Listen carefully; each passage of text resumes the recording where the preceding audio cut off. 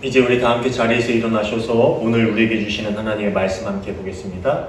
오늘 우리에게 주시는 하나님의 말씀 사도행전 5장 1절부터 11절까지 말씀입니다. 사도행전 5장 1절부터 11절까지 말씀을 제가 받들어 읽겠습니다.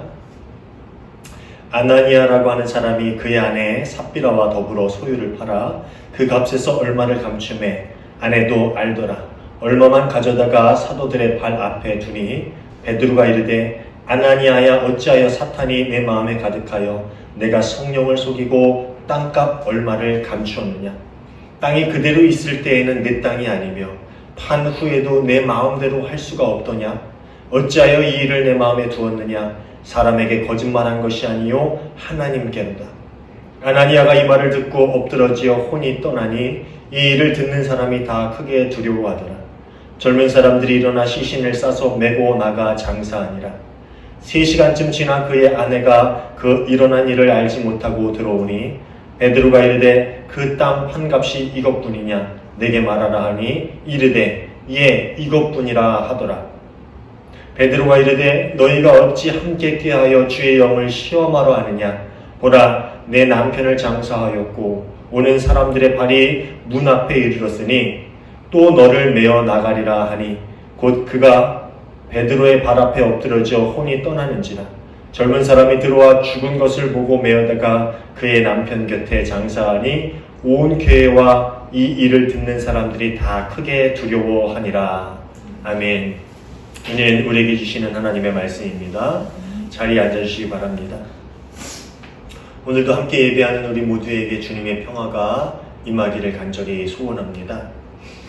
예수께서 하늘로 올라가신 후에 이 제자들을 중심으로 모인 초대 그리스도 공동체, 초대 교회는 성령의 충만한 임재를 경험한 후에 세상 사람들에게 예수 그리스도께서 세상에 전하신 또 예수 그리스도께서 세상에 오심으로 시작된 그 복음을 선포하는 동시에 그들의 삶 또한 완전히 변화되었어요. 그래서 이제까지와는 전혀 다른 삶의 방식, 다른 삶의 모습을 세상에 보여주었고 그들의 가르침과 삶은 많은 이들을 놀라고 또 많은 이들의 삶까지도 변화시키는 역할을 감당했습니다. 그렇지만 그런 그들의 모습을 반기지 않는 무리가 있었다라고 우리는 이전의 말씀을 통해서 봤죠. 누굽니까? 자신의 이득을 지키고자 했던 사두개인들과 또 일부 사회 기득권층들이 그들의 모습을 반기지 않았습니다. 이들은 밖에서부터 그 초대 그리스도 공동체를 위협하는 외부적인 적이었습니다. 그렇지만 초대 공동체는 이 외부적인 위협에도 조금도 흔들리지 않았고요. 오히려 이를 계기로 더욱 기도하면서 성령의 임재를 더욱더 체험하고 성장해가는 공동체가 되었다라고 우리는 이전의 말씀들을 통해서 우리가 들어왔습니다. 그런데 이 초대 공동체의 위협은 꼭 밖에서만 가해져 왔던 것은 아닙니다. 공동체가 점점 커지면서 그 안에 발생되는 문제, 즉 내부의 적 또한 분명 존재했을 것입니다. 오늘 우리가 함께 볼 본문은 초대 공동체 안에서 일어났던 최초의 문제에 대해서 우리에게 전해주고 있습니다. 그리고 그것은 너무나도 충격적이고 모든 공동체의 이론, 그 당시 모든 교회의 이론들을 놀랍고 또 두렵게 만들었던 사건이기도 했습니다. 아나니아와 삽비라 이 부부의 이야기는 아마 교회에 다닌 지 조금 된 성도님들은 한 번쯤은 들어봤을 만한 그런 이야기입니다. 그런데 이 본문은 설교를 하는 설교자에게나 또 설교를 듣는 성도에게나 다 편한 이야기는 아닙니다. 둘 다에게 그리 편한 이야기는 아니라는 거죠. 그것은 아마도 우리 마음속에 아나니아와 삽비라가 그렇게 죽을 만큼의 큰 잘못을 범했나 하는 생각이 들기 때문입니다. 또 한편으로 아나니아와 삽비라가 죽었다면 나는 어떻게 무사할 수가 있지라는 그런 죄책감이 우리 안에 있기 때문에 말을 전하는 자나 말을 듣는 자나 모두에게 편한 이야기는 아니라는 것이지요. 초대 그리스도 공동체 안에서는 자신의 소유를 포기하고 그것을 다른 이들의 필요에 따라 나누는 은혜를 충만하게 입은 자들의 자발적인 선행이 줄을 이었습니다. 지난주에 우리가 봤던 거죠. 그런 자발적인 선행이 계속 일어났다라는 거예요. 그리고 그중 일부는 토지같이 자신의 재산 중에 상당한 비중을 차지하는 그 소유죠. 그것을 팔아서 사도들의 발 앞에 내온 사람도 있었습니다. 4장 마지막에 언급되고 있는 이 바나바가 바로 그런 사람들 중에 한 명으로 언급되고 있는 거죠. 아마 이 바나바의 이야기를 4장 마지막 부분에 넣은 것은 앞으로 일어날 바나바의 행적을 이야기하기 위한 것일 수도 있지만, 또 바나바 같이 그런 일을 행한 사람들이 그렇게 많지는 않았기 때문에 이 일을 대표적으로 넣진 않았을까라고 이렇게 추측을 합니다. 아마도 이런 사람들은 공동체 안에서 많은 존경과 칭송을 받았겠지요. 어떻게 그런 큰 소유를 팔아서 이렇게 선뜻 내놓을 수가 있을까? 많은 사람들의 존경을 받았을 것입니다. 아나니아와 삽비라라는 이 두 부부 또한 이런 공동체의 일원의 모습을 따라서 자신의 땅을 팔아 그 중에 일부를 사도들에게 가져와 헌금을 합니다. 자신의 땅을 팔아서 그 중에 일부를 헌금했다. 이거 대단한 헌신이지요. 정말 큰 결단이 있지 않고는 할 수 없는 칭찬받을 만한 행동이었습니다. 그런데 왜 그들은 이런 헌신을 하고서도 혼나는 것뿐만 아니라 죽임을 당하는 큰 벌을 받게 된 것일까요? 본문을 유심히 살펴보면은 아나니아와 삽비라가 자신의 땅 판 돈을 헌금하면서 그것이 땅값의 일부라고 했는지 아니면 전부라고 했는지는 나와 있지 않아요. 그리고 4장 마지막 부분에서 바나바가 이 땅을 팔아서 헌금한 거 또한 일부를 헌금했는지 아니면 전부를 헌금했는지는 정확히 밝히지 않아요. 그런데 그 상황을 가만히 유추해 보면은요, 이 바나바는 땅 판 돈을 전부 헌금하면서 내가 땅 판 돈을 전부 헌금합니다라고 굳이 말하지 않았을 것 같아요. 그죠? 그냥 땅 판 돈입니다 하고 다 내어놓았던 것 같아요. 그는 반면에 아나니아와 삽비라는 땅을 판 후에 판돈의 일부를 숨겨 놓았음에도 불구하고 내 전부를, 땅 판 돈 전부를 헌금한다라고 사도들에게 이야기한 것으로 보입니다. 베드로가 이게 다냐 아니면 또 있냐 라고 물어봤을 때 이게 답니다 라고 얘기했으니까 그렇게 거짓말을 한 것이지요. 다시 말하지만 이런 자기의 소유권 포기는 강제적인 일이 아니었어요. 초대 그리스도 공동체, 초대 교회의 일원이 되기 위해서 가진 것을 다 팔아서 갖고 와라. 이런 강제적인 규율이 있거나 공동체에 들어오기 위해서 그런 절차를 반드시 거쳐야 됐던 것도 아니었습니다. 그것을 하지 않는다고 해서 비난을 받거나 신앙이 부족하다라고 손가락질을 받거나 그것으로 인해서 교회 공동체 안에서 어떤 불이익을 당하는 일 또한 없었습니다. 오늘날에도 교회에서 그런 일은 없잖아요. 그럼에도 자신의 땅을 팔아서 그중 일부를 헌금하는 일은 정말 대단한 헌신이 아닐 수 없지요. 그것을 강제하지 않았음에도 불구하고 땅을 팔아서 그 중에 일부를 헌금했다. 정말 훌륭한 일이에요.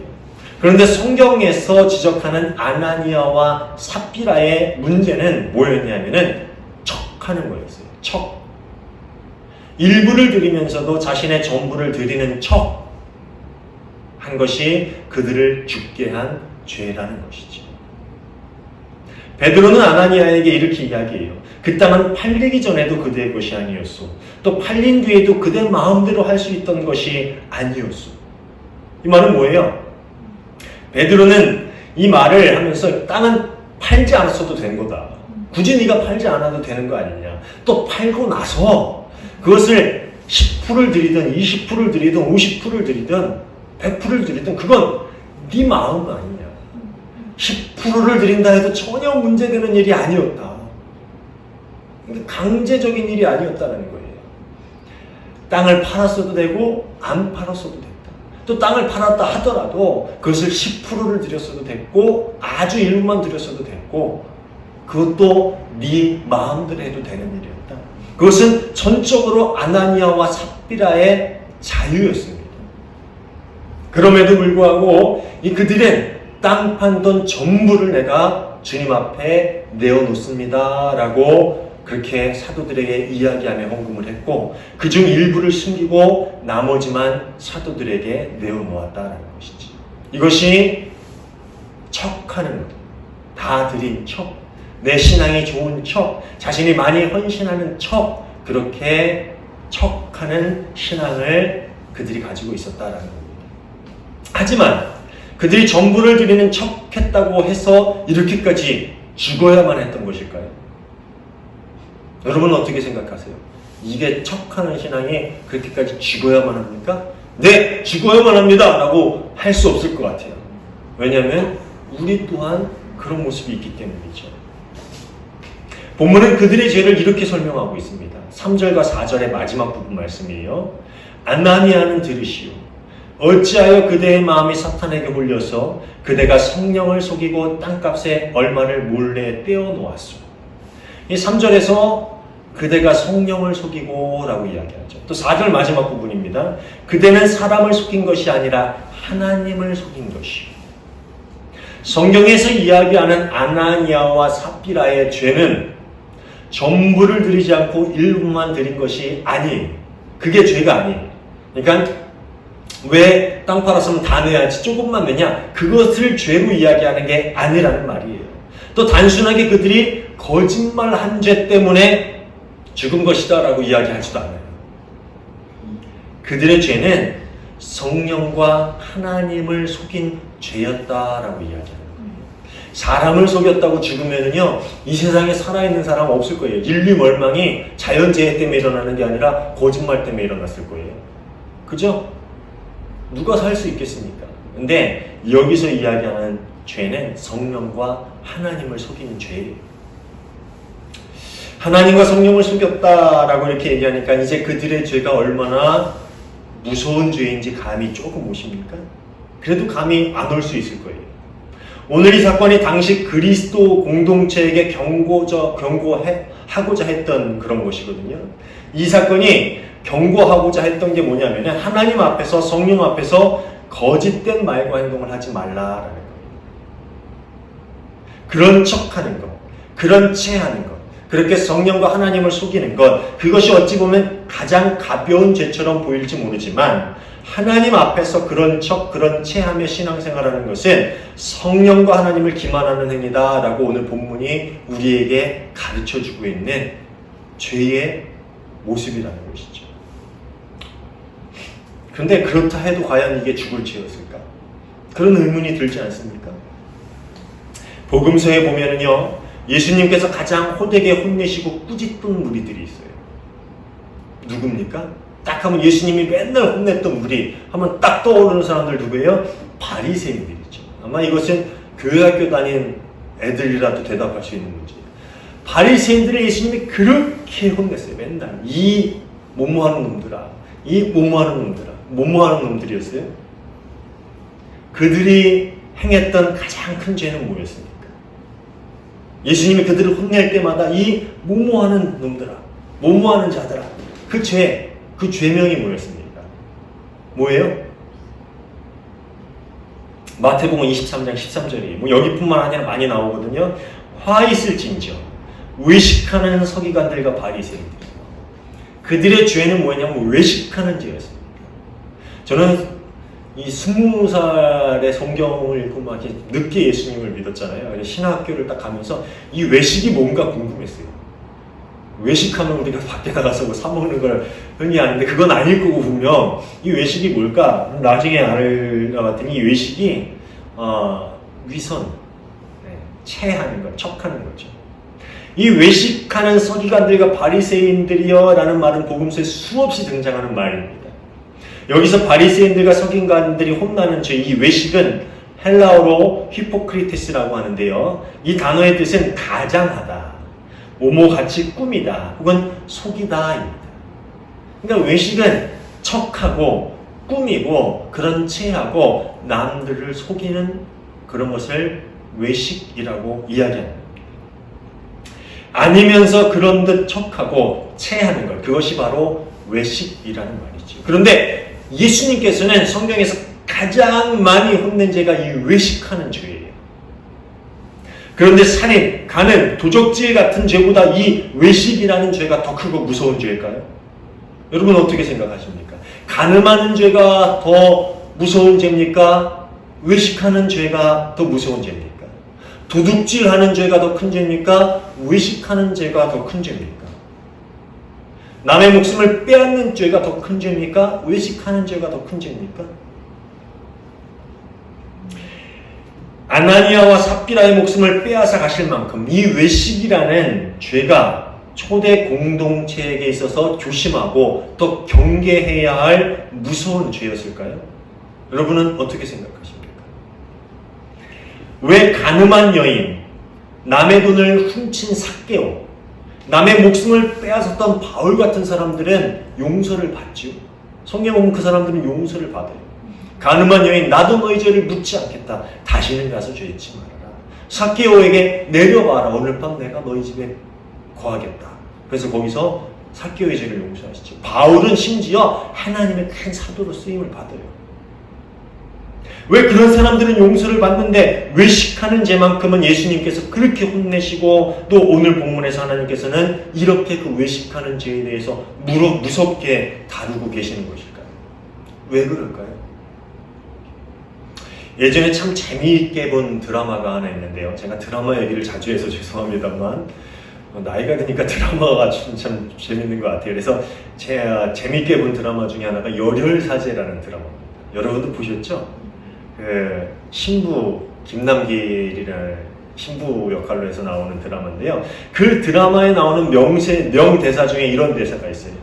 지금까지 자는 사람은 깨울 수 있었지만 자는 척하는 사람들은 깨울 수 없습니다.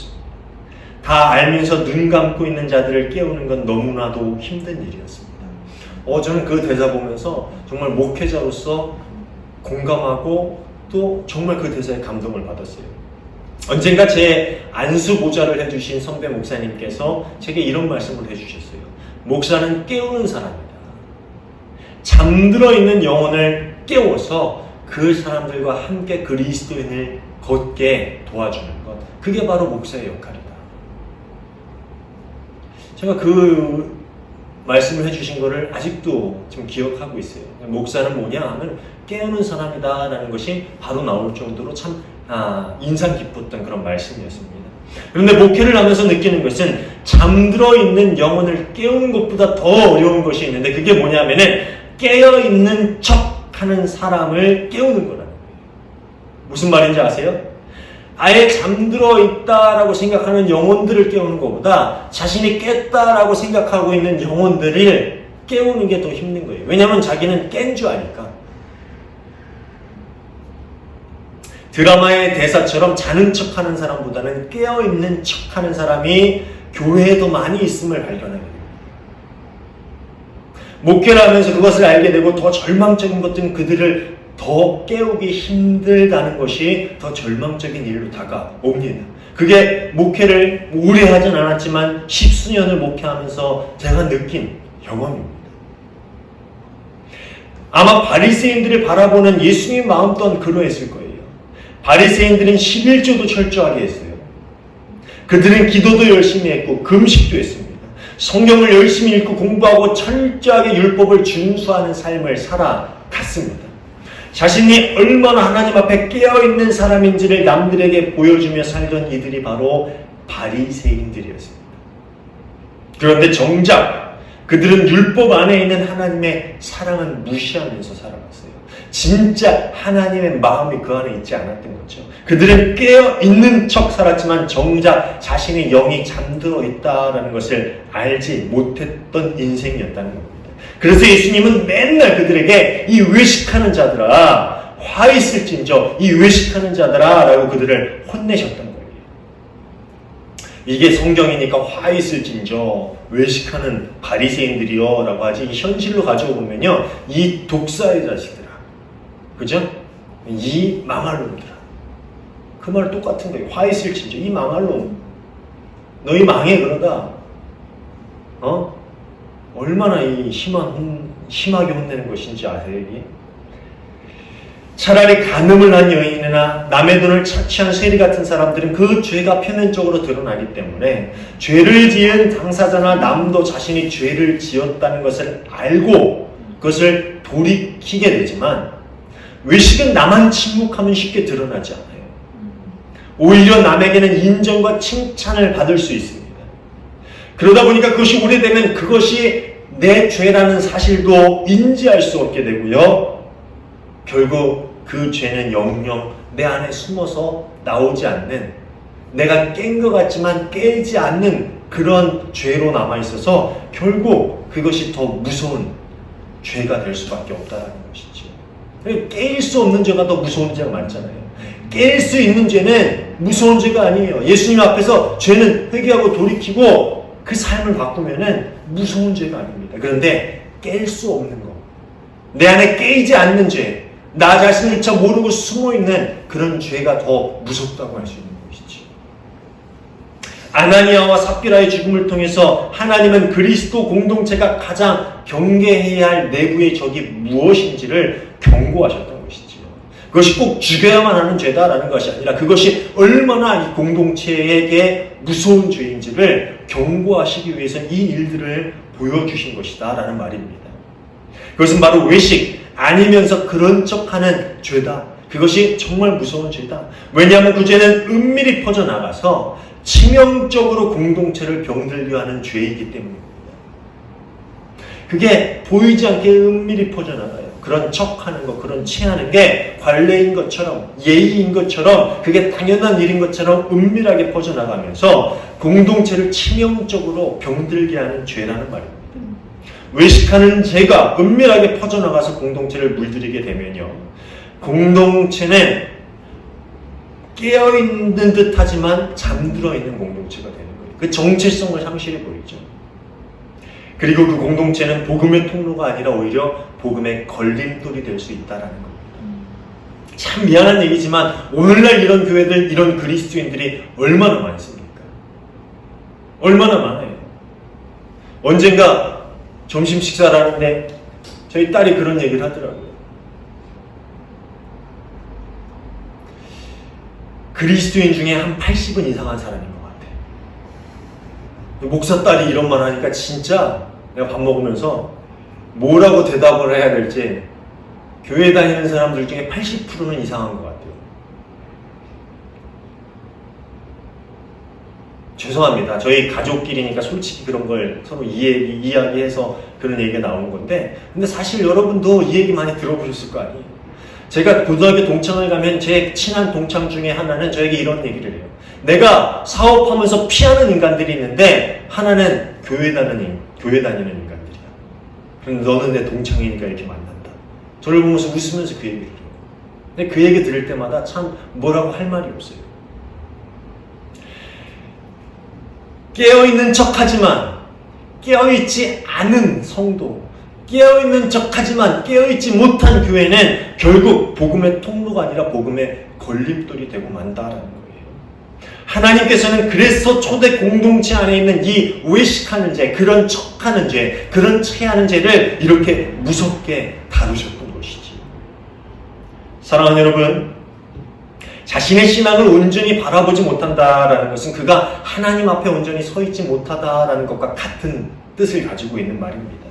그렇게 자신을 온전히 바라보지 못하고 신앙생활을 하며 남들에게 인정을 받고 교회에서 직분을 받는다 한들 그것이 내가 하나님 나라의 백성으로 살아가는 것과 무슨 상관이 있겠습니까? 오히려 그것은 내 영혼을 더욱 돌이킬 수 없는 길로 이끌어가는 해로운 것이 되고 말 것입니다. 오늘날 우리 교회 안에서 얼마나 많은 외식이 판을 치고 있습니까?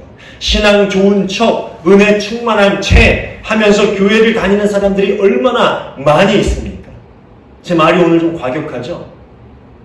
그렇다면 우리 자신부터 한번 돌아봅시다. 이 말을 제가 여러분한테는 아니라 저한테 한다고 생각하고 여러분도 이 말을 자신한테 한번 질문해 보세요. 남들을 시선해서 그런 척 외식하는 모습이 우리 안에 없습니까? 다른 사람은 우리 안에 있는 생각, 우리 안에 있는 진짜 신앙을 알 수가 없어요. 그러니까 보여지는 것으로 칭찬하고 우리가 말하는 것으로 우리가 드러나고 때로는 그것으로 인해서 우리가 존경을 받을 수도 있어요. 그런데 하나님까지 속일 수 있습니까? 우리가 척하고 그런 체하면 하나님께서도 우리를 어이구 잘했다라고 칭찬하시면서 기뻐하실까요?